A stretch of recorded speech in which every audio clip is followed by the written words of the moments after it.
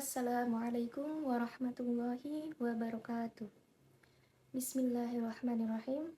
Alhamdulillahirabbil alamin wa bihi nasta'in wa ala umurid dunya waddin wassalatu wassalamu ala asyrafil anbiya'i wal mursalin wa ala alihi wa sahbihi ajmain amma ba'du.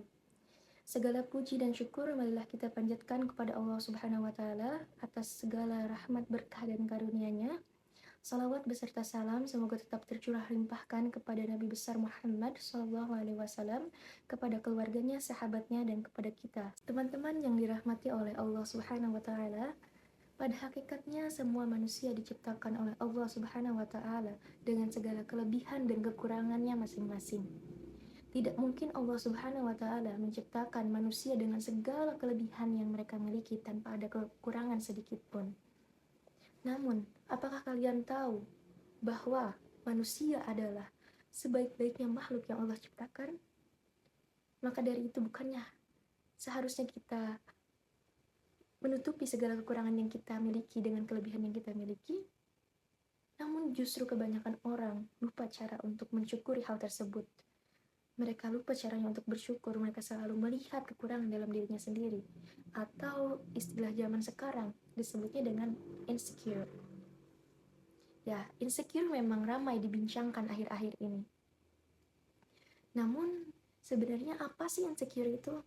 Bagaimana Islam memandangnya? Apakah ada cara untuk mengatasinya? Melalui ceramah ini, saya ingin memberikan gambaran mengenai apakah insecure itu hal yang wajar? Perlukah seseorang merasa insecure dan bagaimana Islam memandangnya? Oke, pertama, insecure. Begitu kata yang sering terucap, begitu kata yang sering terdengar. Mungkin hanya mendengar dari teman-teman ketika pas buka sosial media, terus lewat ada postingan Instagram, wah dia kok cantik banget ya, wah kok dia bisa ya, kayak gini, kok aku nggak bisa ya, gimana sih caranya kayak gitu? Nah, sebenarnya apa sih insecure itu? Insecure itu sebenarnya adalah perasaan tidak aman, di mana seseorang merasa ada kekosongan dalam dirinya dan ingin mengisi kekosongan tersebut dengan berbagai cara. Ya, insecure memang lumrah terjadi di kalangan anak muda zaman sekarang.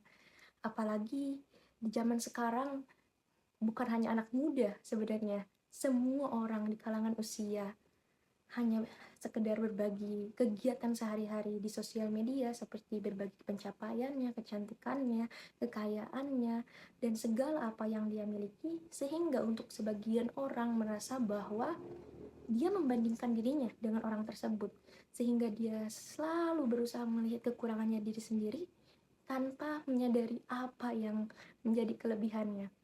Mungkin kalian akan familiar dengan kalimat ini, boleh jadi sesuatu yang kamu miliki sekarang adalah mimpi yang orang lain ingin dapatkan. Lalu, apa sebenarnya insecure dalam pandangan Islam? Islam mengajarkan seluruh umatnya untuk mensyukuri segala bentuk nikmat dan karunia dan yang telah Allah Subhanahu wa Ta'ala berikan. Namun, tidak semua manusia dapat menerima kekurangannya. Ada rasa iri terhadap kelebihan orang lain, meski sesungguhnya Allah Subhanahu wa Ta'ala telah memberikan segala yang terbaik bagi hambanya. Allah Subhanahu wa Ta'ala memberikan manusia dengan sebaik-baiknya, sebagaimana yang tercantum dalam Quran surat At-Tin ayat 4-6. Bismillahirrahmanirrahim. Laqad khalaqnal insana fi ahsani taqwim.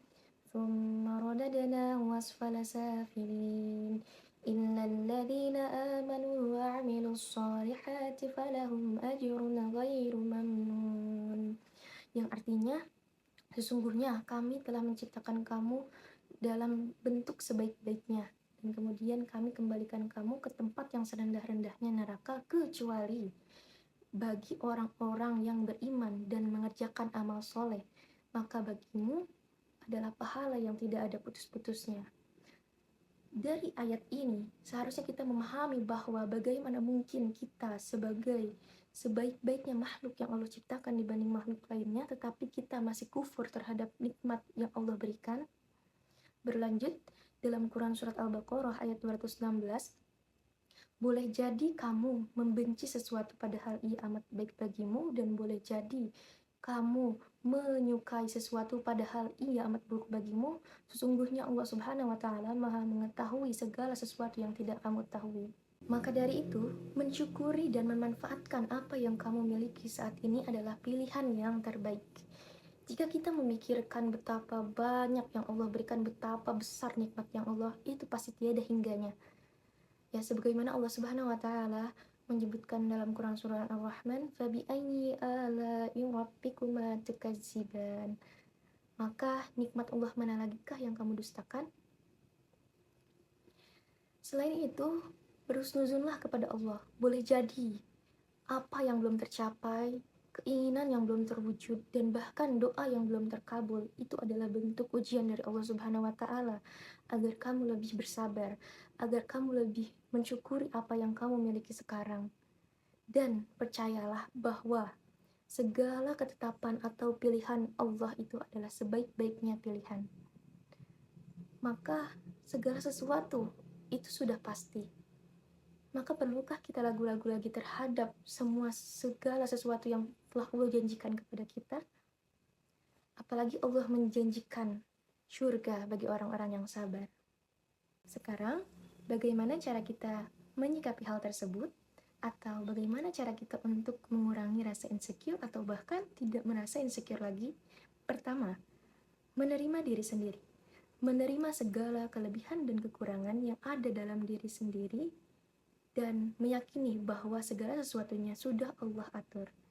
Yang kedua adalah memaksimalkan kelebihan yang kamu miliki daripada memikirkan dan fokus kepada kekurangan diri dan memikirkan cara untuk sesuai dengan standar orang lain.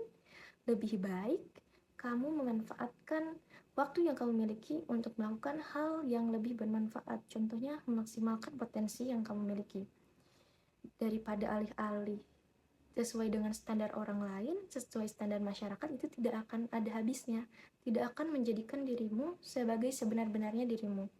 Yang ketiga itu adalah jangan membandingkan dirimu dengan orang lain, karena setiap orang mempunyai waktunya tersendiri untuk bersinar. Keempat, itu menjadi hamba yang bersyukur. Jangan kufur terhadap nikmat Allah. Dan yang kelima, terakhir adalah menyadari bahwa perbedaan itu adalah hal yang wajar dan segala perbedaan itu adalah segala sesuatu hal yang harus kita syukuri. Demikian ceramah yang dapat saya sampaikan, semoga dapat bermanfaat dan menjadi muhasabah bagi diri saya sendiri maupun diri kita semua. Kurang lebihnya mohon maaf. Terima kasih. Wassalamualaikum warahmatullahi wabarakatuh.